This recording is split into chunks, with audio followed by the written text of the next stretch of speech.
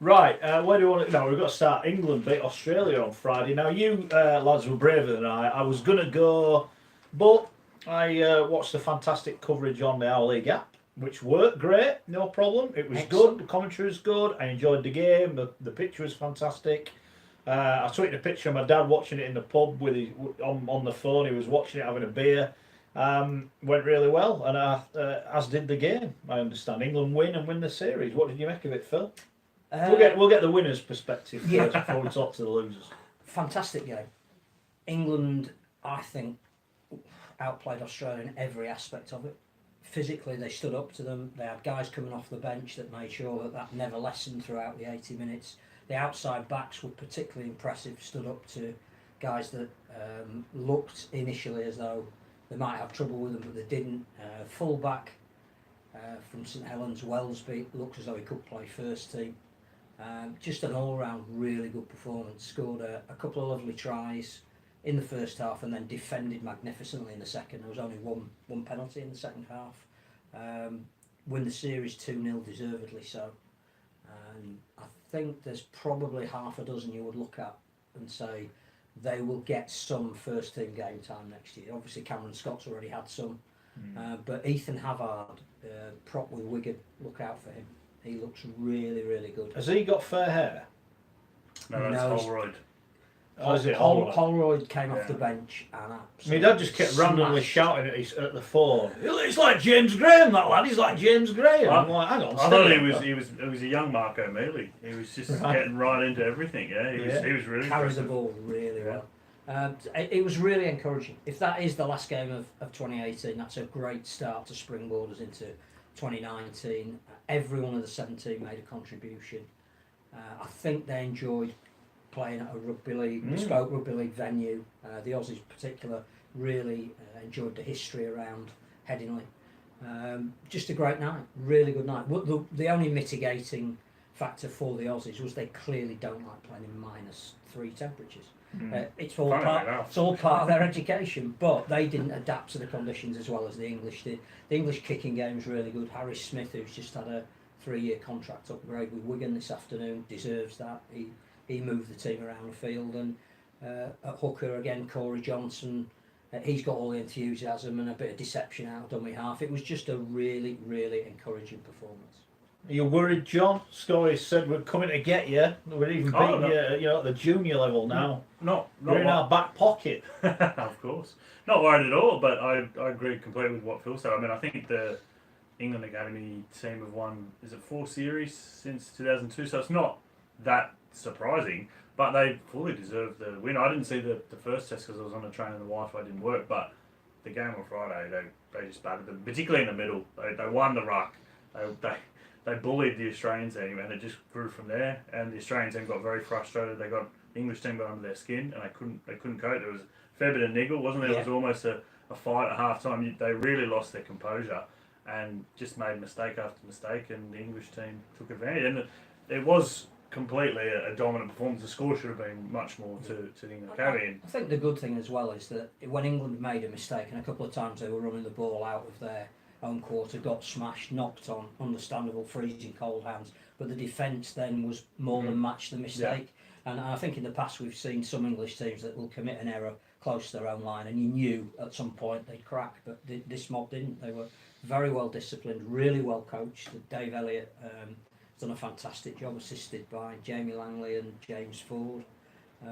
Just really, I suppose if there was one interesting point afterwards, it's the bulk of the England team is supplied by probably 3 teams. Right. And for us to be, it was a fantastic result with some brilliant players whose names we will enjoy seeing as their career progresses, undoubtedly.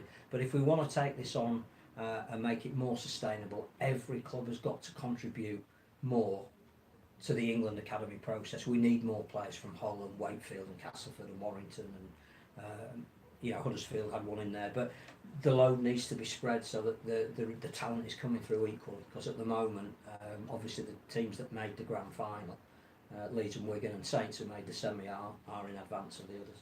Martin's been on. He says, I couldn't help the feeling the Aussie team would have coped better in warmer weather. We did have that to our advantage, which is good. on the front. Yeah, but in 2 years' time, the England academy will tour down under, and they may well have to play in 46 degrees in Townsville. It's all part of your education. Absolutely. If you're a professional, you got to play the Yeah. conditions. And John will tell you that Canberra, you can play in conditions of -3. Or snow. So, Yeah.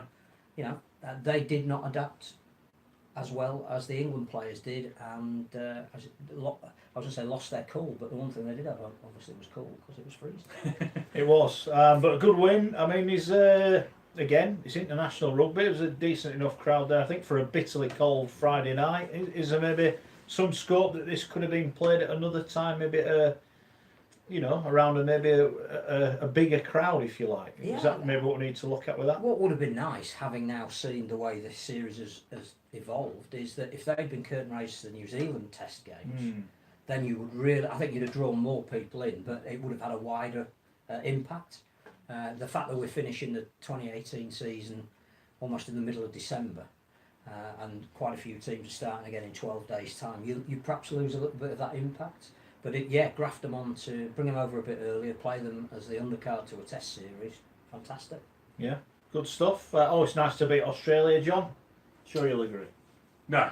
I like it. I think what it did show, though, and again highlighted by netball winning the team of the year and the sports personality in the moment of the year, is Beating that, in the Hockey World Cup. but the other day, there is a just to resonance reinforce that. between. What's Okay, that? What's that? Hockey? Hold on. No, we only care about Well, women. we're We talking only about care about sport. women's hockey. Men's Yeah. hockey doesn't count. Yeah. The- Oh, right. Okay. Men and But rugby. that was England and Australia again, and that we are missing a trick by not playing Australia for at least another 2 years at senior level. It's then a sad reality that a very decent crowd, decent enough crowd, 1,500 I think it was, wasn't there Yeah. on Friday Officially, more more than that unofficially. than that unofficially. Hold on. You want to get that sorted out before the safety certificate comes through for the No, it felt like more than 1,500.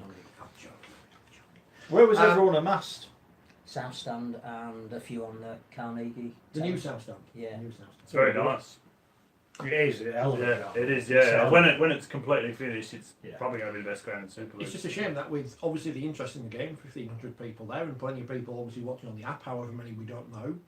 And I should at this point, before I forget, say thanks to Matt Horton for getting us the post-match stuff after Yes, every game. thank of you the for tour. And to Tony Adam, the Australian coach, speaking to us after every game of the tour as well. Not Tony Adams. And not crying. No, and as well, that's true. He seemed quite a decent guy from watching interviews. Good Brilliant. good media presence. After the game, there were the usual presentations, but there was a little bit more because it was the end of the tour. And there's a real camaraderie, not only between the two squads, but the Australian management was. I think they've just enjoyed the educational side of the tour, bringing the guys over. Kept mentioning the fantastic hospitality they'd had, which is great. Really worthwhile for young men of up to 18 years of age to be in a tour environment, and I think we'll certainly see at least 3, 4 maybe of those Aussie schoolboys playing in the NRL in the not too distant future. Yeah, I'd It's a say shame so. that this wasn't more coverage of it in terms of media, in terms of the fact that on a certain national website there was a story about an NRL player being in trouble, but there was nothing about the England versus Australia Academy success.